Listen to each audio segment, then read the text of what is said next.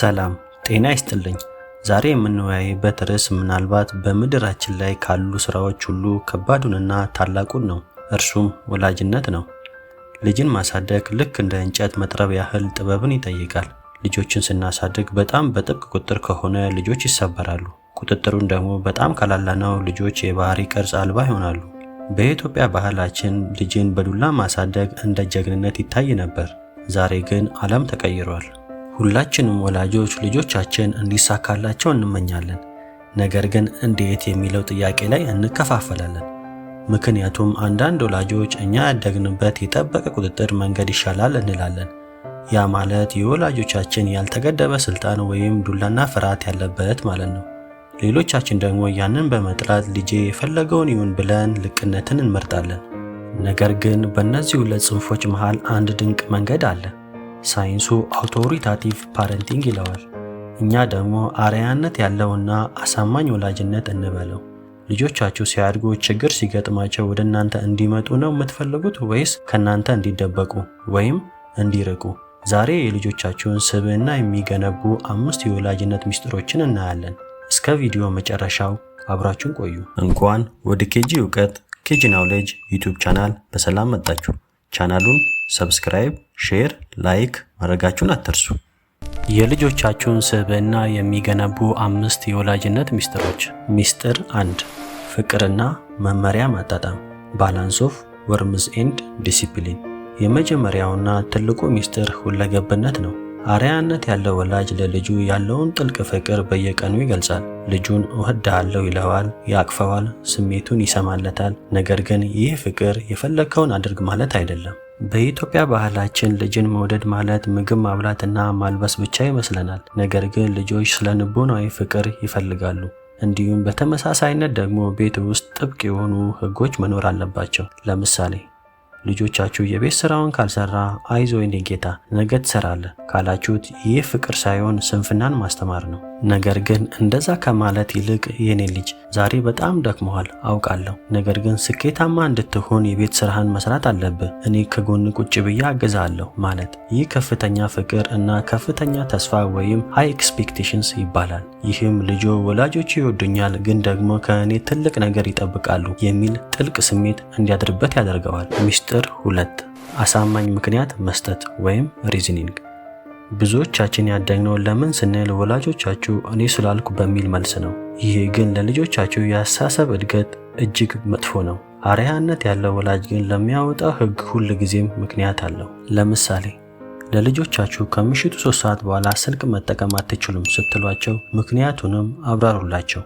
ለምሳሌ ጭንቅላታችሁ እረፍት ካላገኘ ነገ ትምህርት ቤት ትኩረት ማድረግ ያቅታቸዋል። ይህ ደግሞ ለወደፊቱ ህልማችሁ እንዳይሳካ እንቅፋት ይሆናል ብላችሁ ማስረዳት። ይህ ልጆቻችሁ ለምን የሚለውን ሲረዱ እናንተን እንደ ጨካኝ ሳይሆን እንደ አሳቢ ማየት ይጀምራሉ። እንዲሁም ልጆቻችሁ የነገሮችን መንስኤና ውጤት ወይም ኮዝ ኤንድ ኢፌክት የመተንተን አቅማቸውንም ያሳድጋል። ልጆቻችሁ ይህን ካወቁ ወይም ከተማሩ እናንተ በሌላችሁበት ጊዜ ወይም ቦታ እንኳን ቢሆን ህጉን ያከብሩታል። ምክንያቱም ህጉ የተቀመጠው ለእነርሱ ጥቅም መሆኑን ስላመኑበት።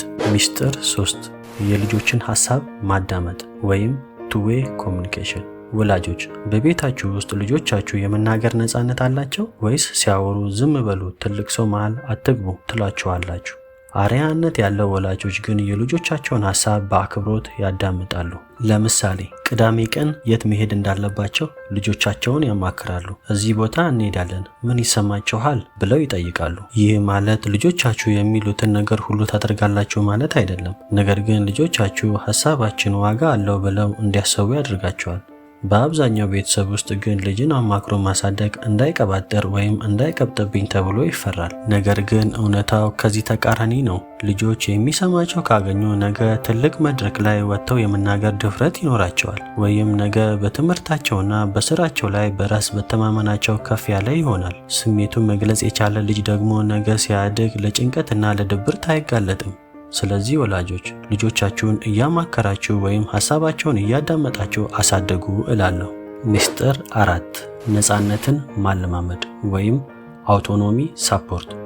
ወላጆች ልጅን ከሀ እስከ ፐ መምራት ሳይሆን ወይም ልክ እንደ አንድ ፕሮጀክት ማየት ሳይሆን እንደ ሰው ማየት። የወላጅ ስራ መንገዱን ማሳየት እንጂ መንገዱን መሄድ አይደለም። ብዙ ወላጆች ለልጆቻቸው ምን መማር እንዳለባቸው፣ ምን መልበስ እንዳለባቸው ሁሉንም ነገር መወሰን ይፈልጋሉ።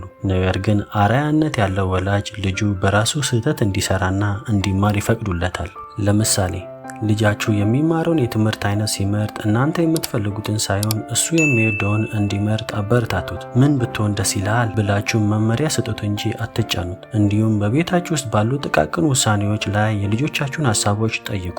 ራሱን እንዲችል ያላደረጋችሁት ልጅ ነገ እናንተ በሌላችሁበት ዓለም ውስጥ ግራ ይጋባል። በራሱ መወሰን የማይችል ሁልጊዜ የሰውን ፊት የሚያይ ሰው ይሆናል። ስለዚህ ዛሬውኑ ጥቃቅን ኃላፊነቶችን ለልጆቻችሁ ስጧቸው። ለምሳሌ የራሳቸውን ክፍል እንዲያጸዱ፣ ጫማቸውን በራሳቸው እንዲመርጡ፣ የራሳቸውን የጥናት ሰዓት እንዲያወጡ አድርጓቸው። ስህተት ቢሰሩ እንኳን እንዲማሩበት እድል ስጧቸው። ይህንን ካላደረጋችሁ ግን ነገ በትዳራቸውና በሕይወታቸው ላይ ወሳኝ ውሳኔ መወሰን ያቅታቸዋል። ወላጆች ሁሉንም ነገር ለልጆቻችሁ አታድርጉ።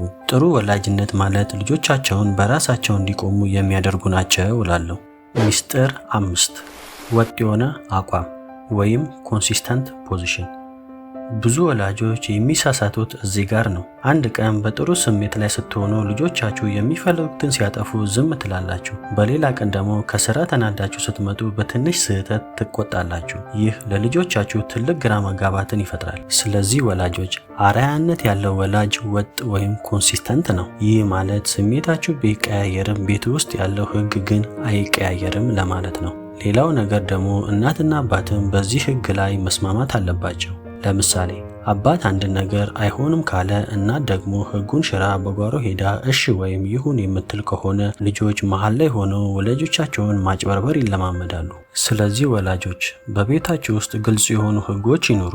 እነዛ ሕጎች ደግሞ ከእናንተ ስሜት ጋር ተለዋዋጭ አይሆኑ፣ ወጥ ወይም ኮንሲስታንት ይሆኑ። ያኔ ልጆቻችሁ በእናንተ ላይ እምነት ይኖራቸዋል። ወላጆች የማይለወጥ አቋም አላቸው ብለው ያከብሯቸዋል ማለት ነው። ውድ ወላጆች ዛሬ የተነጋገርንባቸው 5 ነጥቦች ወይም ሚስጥሮች በአንድ ጀንበር የሚተገበሩ አይደሉም። ወላጅነት በየቀኑ የምንማረው ጥበብ ነው። ልጆቻችን የእኛ ንግግር ሳይሆን የእኛ ኑሮ ነው የሚኖሩት። እስቲ ዛሬ አንድ ተግባር ውሰዱ። ከልጆቻችሁ ጋር ቁጭ ብላችሁ በእኔ አያያዝ ደስተኛ ናችሁ? ምን ባስተካከል ደስ ይላችኋል ብላችሁ ጠይቋቸው። መልሱ ሊያስደነግጣችሁ ይችላል፣ ግን ግንኙነታችሁን የሚፈውስ ትልቅ ቁልፍ ነው እላለሁ። በዚህ ርዕስ ዙሪያ ላይ ያላችሁን ሀሳብና አስተያየት ኮሜንት ላይ ጻፉልኝ። ይህ ቪዲዮ ለሌሎች ወላጆችም እንዲደርስና የተሻለ ትውልድ እንድንገነባ ላይክ ማድረጋችሁን አትርሱ። ቀጣይ የሚሰሩ ቪዲዮዎችን ለማግኘት ደግሞ ሰብስክራይብ ማድረጋችሁን አትርሱ። ስላዳመጣችሁኝ አመሰግናለሁ። ሰላም ለቤታችሁ።